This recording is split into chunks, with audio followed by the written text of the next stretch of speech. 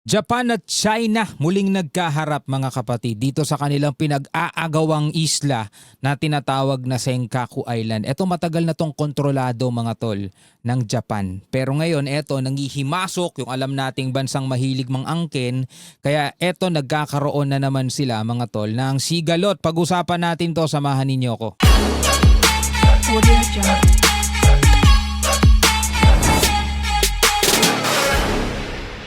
Alright, magandang araw sa inyong lahat. Welcome ulit sa ating bagong video, reaction, review, commentary, opinion, criticism at kung ano-ano pa. Pag-usapan natin mga tol, etong pinaka-latest na pangyayari ngayon kung saan muling nagkaharap ang Japan at ang China at nagpalitan sila ng kanilang diplomatic protest dahil nagka-confrontation na naman sila dito sa Senkaku Island. Alam naman natin yung lugar na yon inaangkin ng China. Patuloy silang nagpapadala dyan ng kanilang mga Coast Guard. Pero syempre yan ay bantay sarado ng Japan. So samahan ninyo ako mga tol, panoorin natin itong balita mula rito sa WION. Tension is flaring up in East China Sea. It's Japan and China that have exchanged conflicting claims. And this is after a maritime confrontation near disputed Senkaku Islands, with both sides saying that they forced the other's vessels to leave waters they claim as their own. Pareho silang nagpapalayas ng isa't isa mga tol at sineklaim nila na kanila yan. The Senkaku Islands, also known as Diaoyu Islands, located between Taiwan and Japan's Okinawa, has been at the center of decades-old territorial dispute between Beijing and Tokyo, with tensions frequently escalating through maritime patrols and diplomatic protests. According to Japan's Coast Guard, 4 Chinese Coast Guard vessels were operating near the disputed islands before 2 entered what Tokyo regards as its territorial waters. Well, the Coast Guard says that they ultimately forced the Chinese vessels out of Japanese waters. China, however, presented a contrasting version of events. The Chinese Coast Guard said that it had expelled a Japanese fishing vessel that had illegally entered its territorial waters.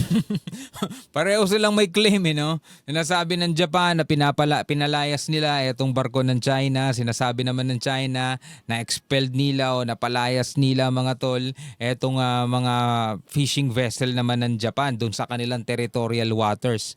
Well, kung kayo tatanungin mga tol, sa tingin ninyo kaninong territorial waters yan? Again mga tol, walang kinalaman ng Pilipinas dyan. No? Yan ay Senkaku Island. Matagal nang kontrolado ng Japan yan. Dati hindi naman pinapansin ng China yan eh.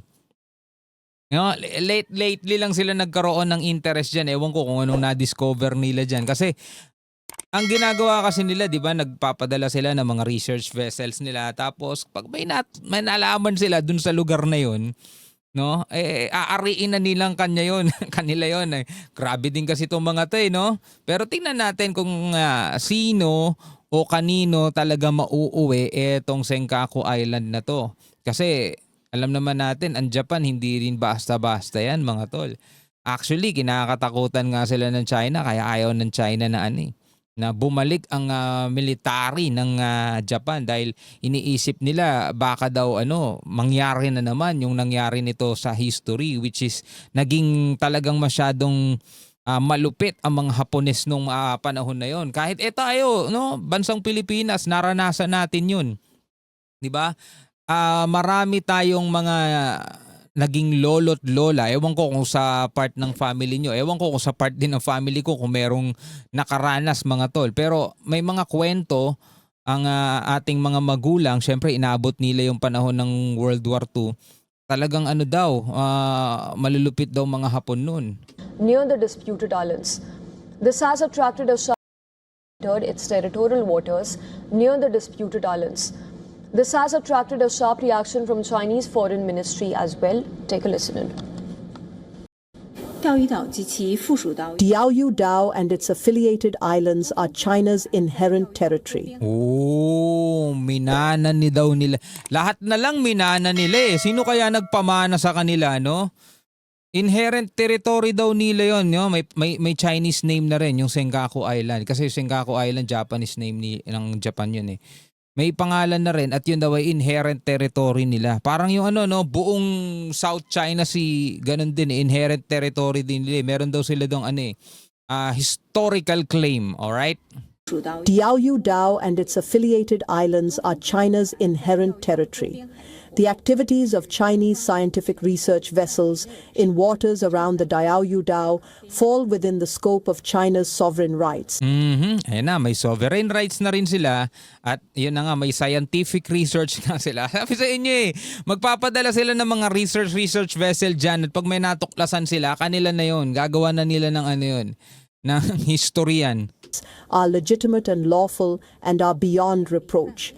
China firmly opposes the Japanese side's interference with the legitimate activities of Chinese scientific research vessels and has made serious démarches to Japan. Ewan ko sa kanila. Kasi ang sinasabi nila mga tol, eto inaano ko lang lagi West Philippine Sea kasi kumbaga nararanasan din natin yan Lawful daw yon yung kanilang paglalayag dyan. Meron daw silang sovereign rights. Meron daw silang karapatan dito sa ating exclusive economic zone. Kaya nga ang Pilipinas at saka Japan nagkakasundo mga tol dahil meron silang common ground, common enemy kung tawagin, no? Meron sila parehong problema dahil yung kanilang mga tinuturing na teritoryo o tinuturing na mga lugar merong isang bansa sa kanila at sa atin pareho iisang bansa lang yon na umaangkin. Halimbawa na lang dito sa Scarborough Shoal na nasa 100 plus nautical miles lang mula sa lupain natin. Nasa loob ng exclusive economic zone ng Pilipinas. Bagamat tayo'y nanalo na 2016 arbitral ruling, meron na tayong arbitral award, hindi naman nila kinikilala. Para sa kanila, sila pa rin ang legitimate na nagmamay-ari ng buong lugar na yan. Take note hindi nila yan tinuturing na exclusive economic zone. Tinuturing nila na internal waters nila. Ganong kalaki yung kanilang minana mula sa kanilang mga ninuno. Napakayaman naman talaga, no? Tagapagmana. Earlier, in another show of military might, China carried out a submarine missile test in the Pacific Ocean, which drew criticism from several countries, including Japan. According to Tokyo, such military trends by China, coupled with its lack of transparency, have become a matter of serious concern. Sabi nga ganun ni Secretary Gibo, wala silang karapatan, bakit sila nandoon? Unang-una, hindi naman sila Eastern Pacific country. Diba? Anong ginagawa nila doon? Bakit sila doon nagsasagawa ng mga ganyang klaseng missile launching? We have just conveyed our serious concerns regarding the intensification of China's military activities.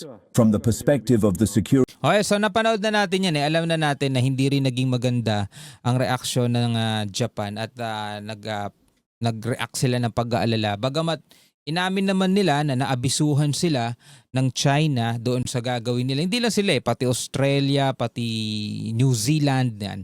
Naabisuhan naman daw sa kanila. In fairness naman sa China, nagabiso naman talaga sila. Pero it doesn't mean na sumasang-ayon na sa kanila yung mga inabisuhan nilang bansa. Dahil yung mga inabisuhan nilang bansa ay naglabas ng kanika nilang mga pahayag ng pag-aalala. Dahil nga doon sa ginagawa ng Japan. At para nga kay Secretary Gibo, ito'y walang ibang kahulugan kundi provokasyon at pagpapakita ng kanilang military might, ng kanilang lakas.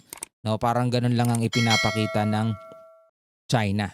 Meron kaming ganito, malakas kami, ganyan-ganyan. Pero balik tayo rito sa Senkaku Island, mga tol. Sa tingin ninyo, sino kaya ang mananaig dyan sa dalawang bansang yan? Huwag naman sana umabot pa sa bakbakan talaga, mga kapatid. No? Siyempre, malapit lang yan sa atin Hanggang sa muli mga tol, pwede kayong magbigay ng inyong sariling komentaryo sa ibaba. Ako nga pala si Shobal D. Peace out.